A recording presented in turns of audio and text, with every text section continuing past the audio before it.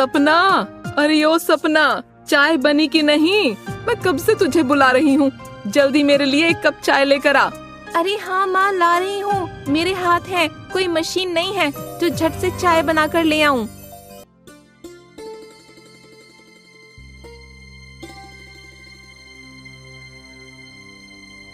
ये लो माँ, तुम्हारी चाय।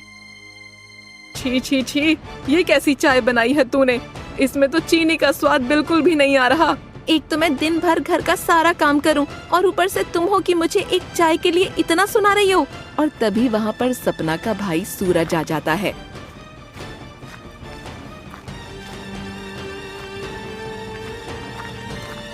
सपना, मुझे बहुत तेज प्यास लगी है, जरा मेरे लिए एक गिलास पानी तो लेकर आना। लो, आ गया एक और हुक्म महाराज का।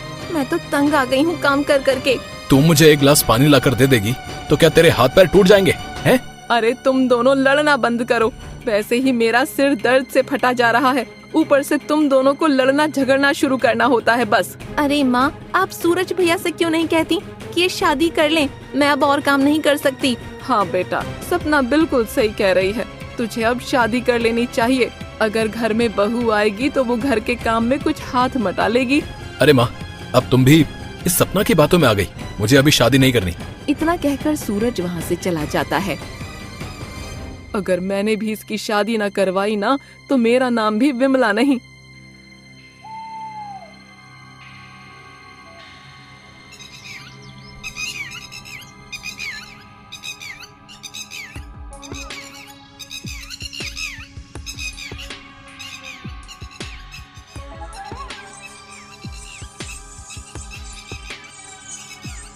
अरे ओ विमला, कैसी है तू? कमला को देखकर विमला बहुत ही ज्यादा खुश हो जाती है। अरे कमला, तू यहाँ कब आई? अरे अब दरवाजे पर ही खड़ी रहेगी कि अंदर भी आएगी? बहुत दिन हो गए तुझसे मिले हुए, अच्छा किया जो तुम मुझसे मिलने आ गई। अरे मिलने कैसे ना आती, तू मेरी पक्की सहेली जो है। फिर विमला सपना को आवाज लगाती है। सपना, अरे ओ सपना, जरा ठंडा ठंडा शरबत तो लेकर आ, मेरी सहेली कमला मुझसे मिलने आई है। जी माँ, अभी लेकर आती हूँ।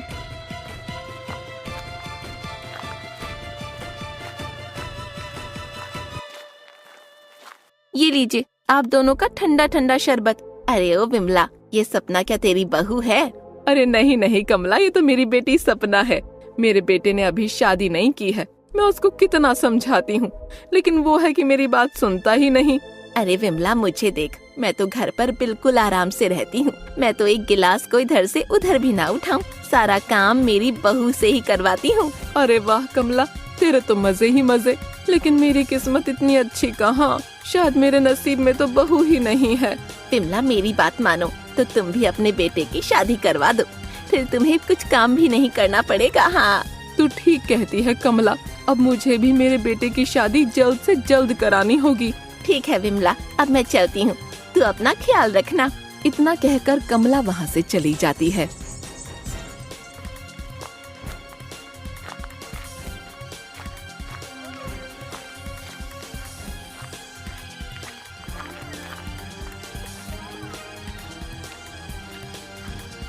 अरे बेटा, तू आ गया, रुक मैं तेरे लिए अभी पानी लेकर आती हूँ। ये आज माँ को क्या हुआ? रोज तो मुझे कहना पड़ता है पानी के लिए, और आज खुद पानी लेने गई है। ये ले बेटा, पानी पी, तू काम से आके बहुत थक गया होगा ना। कुछ देर बाद सूरज विमला से कहता है। अरे माँ, तुम्हारे हाथ में ये किसके फोटो है? बेटा, मैंने तेरे लिए कई लड़कियाँ पसंद की हैं, तो इन फोटो में से देखकर बता तुझे कौन सी लड़की पसंद आई। माँ, मैंने तुमसे 1000 बार कह दिया है कि मुझे अभी शादी नहीं करनी, तो फिर मेरे पीछे क्यों पड़ी हो? इतना कहकर सूरज गुस्से में घर से चला जाता है।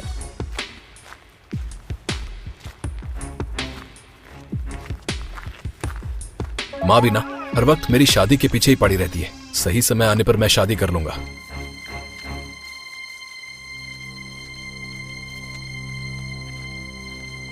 सूरज इतना कह ही रहा होता है कि तभी वो देखता है कि कुछ डाकू एक लड़की के पीछे पड़े हुए हैं। अरे सुनिए, मुझे इन चोरों से बचा लीजिए, नहीं तो ये मुझे मार डालेंगे। अबे ओए, इस लड़की को हमारे हवाले कर दे, नहीं तो तेरे लिए अच्छा नहीं होगा। अबे साले, यहाँ से जाता है कि दो एक कान के नीचे। अबे लगता है तू ऐसे नहीं मानेगा, तुझे सबक सिखाना ही होगा। कृपा करके मुझे इन चोरों से बचा लीजिए, नहीं तो ये मुझे छोड़ेंगे नहीं। अरे तुम बिल्कुल भी चिंता मत करो, इन चोरों को तो मैं अभी सबक सिखाता हूँ। अरे कोई बचाओ, अरे कोई हमें छोड़ दो।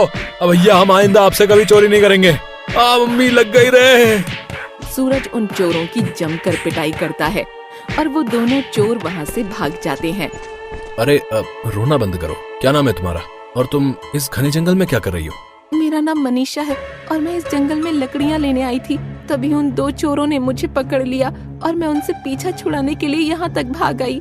लेकिन तुम इस जंगल में लकड़ियाँ लेने क्यों आई? क्या तुमको पता नहीं कि ये जंगल कितना खतरनाक है, और अगर तुमको कोई जानवर खा जाता तो? मेरा इस दुनिया में कोई भी नहीं है, मैं अनाथ हूँ और मैं अकेली ही रहती हूँ। मेरे पिताजी और माँ मुझे 7 वर्ष की उम्र में ही छोड़कर चले गए थे। अरे ये तो तुम्हारे साथ बहुत ही बुरा हुआ।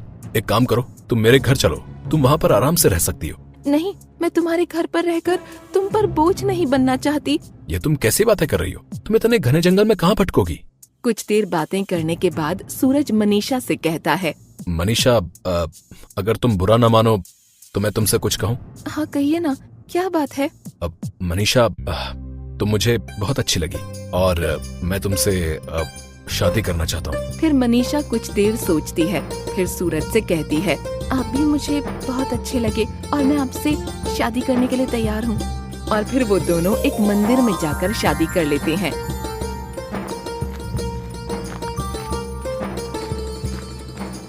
अरे माँ, जरा बाहर आकर तो देखो कौन आया है। अरे ये क्या, क्यों इतना गला फाड़कर चिल्ला रहा है? विमला उन दोनों को देखकर बहुत ज्यादा हैरान हो जाती है। सूरज, तेरे साथ ये लड़की कौन है? क्या तूने शादी कर ली? हाँ माँ, मैंने शादी कर ली है।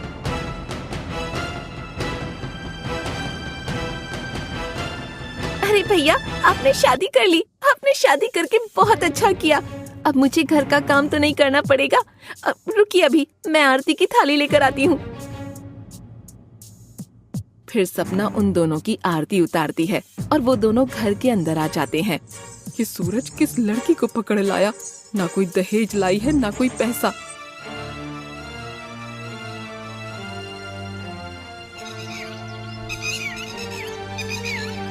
ऐसे ही कुछ दिन बीत जाते हैं। फिर एक दिन, अरे ओ बहू, ए बहू, कहाँ मर गई? जल्दी इधर आ। जी माँ जी, अभी आती हूँ। मैं कब से तुझे आवाज लगा रही हूँ, तुझे एक बार में सुनाई नहीं देता है क्या? वो माँ जी, मैं रसोई की झाड़ू लगा रही थी, इसलिए देर हो गई। चल अब ज्यादा नौटंकी मत कर और जाकर ये सारे कपड़े धो दे। और हाँ, कपड़े धुल जाए तो मेरे लिए 1 कप चाय बना देना। जी माँ जी, मैं अभी इन सारे कपड़ों को धो देती हूँ। कुछ देर बाद विमला मनीषा के पास आकर बोलती है, अरे ओ बहू, तुझसे अभी तक ये कपड़े नहीं धुले? कितनी कामचोर है तू। माँ जी, ये बहुत सारे कपड़े हैं, इनको धोने में मुझे अभी समय लगेगा। मुझसे जबान लड़ाती है, रुक तुझे अभी बताती हूँ। अरे माँ जी, मुझे छोड़ दीजिए माँ जी, मुझे लग रही है। मुझे छोड़ दीजिए माँ जी। पता नहीं तूने मेरे बेटे पे क्या जादू कर दिया जो उसने तुझसे शादी कर ली। फिर मनीषा रोते हुए अपने कमरे में चली जाती है। माँ, पिताजी, आप मुझे छोड़कर क्यों चले गए? मुझे आपकी बहुत याद आ रही है। अरे मनीषा, तुम रो क्यों रही हो? क्या बात है, मुझे बताओ। सूरज इतना कह ही रहा होता है कि तभी वहाँ विमला आ जाती है। अरे सूरज, तू काम पर से आ गया? अरे माँ, ये मनीषा रो क्यों रही है? इसको क्या हुआ?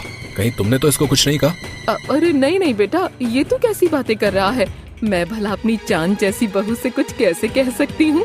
जी, माँ बिल्कुल सही कह रही है। वो बस मेरी आँख में कचरा चला गया था, बस इसलिए आँखों से आंसू आ गए। चलो ठीक है, अब जल्दी से मेरे लिए खाना लगा दो, मुझे बहुत तेज भूख लग रही है। ऐसे ही विमला अत्याचार करने लगी। उसका अत्याचार बढ़ने लगा और फिर एक दिन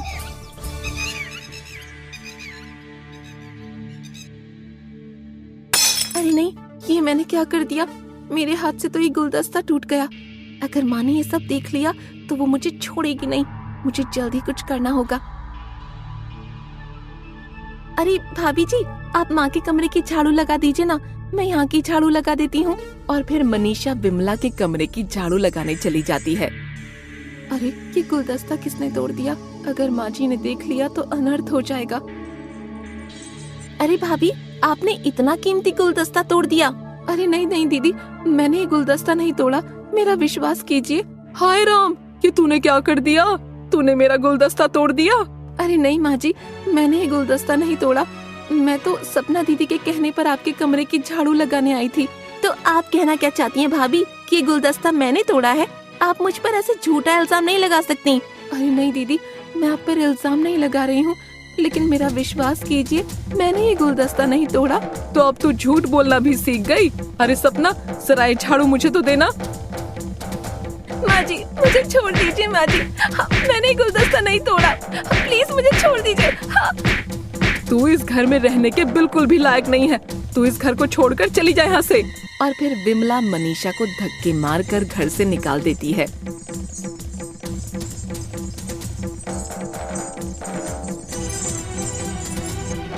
मैंने माँ जी का क्या बिगाड़ा है जब वो मुझे इतना दुख देती हैं? हे ऊपर वाले, तूने मेरे माँ पिताजी को मुझसे क्यों छीन लिया?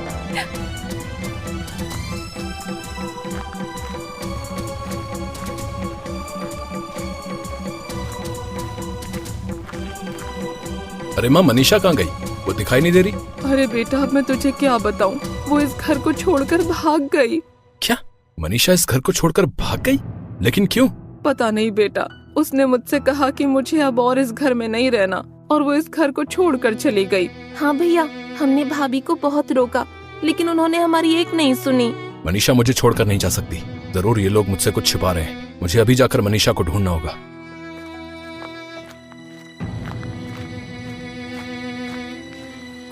मुझे अब और नहीं जीना, मैं इस नदी में कूदकर अपनी जान दे दूंगी।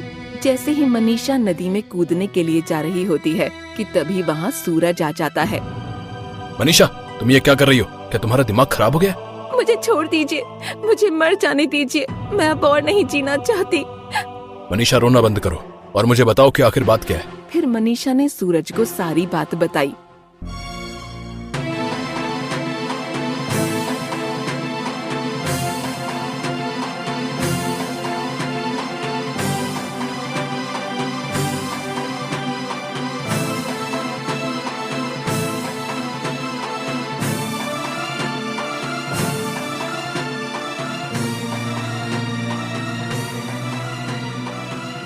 मनीषा, माँ ने तुम पर इतने अत्याचार किए और तुमने मुझे एक बार भी नहीं बताया।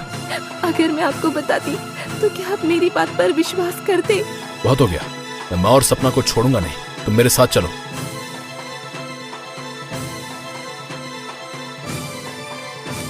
अरे बहू, तो आ गई। हम कब से तेरी राह देख रहे थे। बहुत हो गया माँ, अब तुम और कितना नाटक करोगी? मनीषा ने मुझे सब कुछ बता दिया है। बताओ, आपने मनीषा के ऊपर इतने अत्याचार क्यों किए? ये तू क्या कह रहा है बेटा? मैंने मनीषा के ऊपर कोई अत्याचार नहीं किए, मेरा विश्वास कर। अरे भगवान से तो डरो माँ, अब तुम और कितना झूठ बोलोगी? हमें माफ कर दीजिए भैया, हमसे बहुत बड़ी गलती हो गई। अगर माफी मांगनी है तो मनीषा से माफी मांगो। हमें माफ कर दीजिए भाभी जी, हम आपको कभी तंग नहीं करेंगे। बहुत हो गया तुम दोनों का। तुम दोनों इस घर से अभी के अभी निकल जाओ, नहीं तो मैं अभी पुलिस बुलाकर तुम दोनों को जेल के अंदर करवा दूंगा। अरे नहीं जी, ये आप क्या कह रहे हैं? मैंने माँ जी और दीदी को माफ कर दिया, आपको पुलिस बुलाने की कोई जरूरत नहीं है। मुझे माफ कर दे बहू, अब मैं तेरे ऊपर कभी अत्याचार न करूंगी और तेरे साथ हमेशा अच्छा व्यवहार करूंगी। फिर मनीषा उन दोनों को माफ कर देती है और वो चारों हंसी खुशी रहने लगते हैं।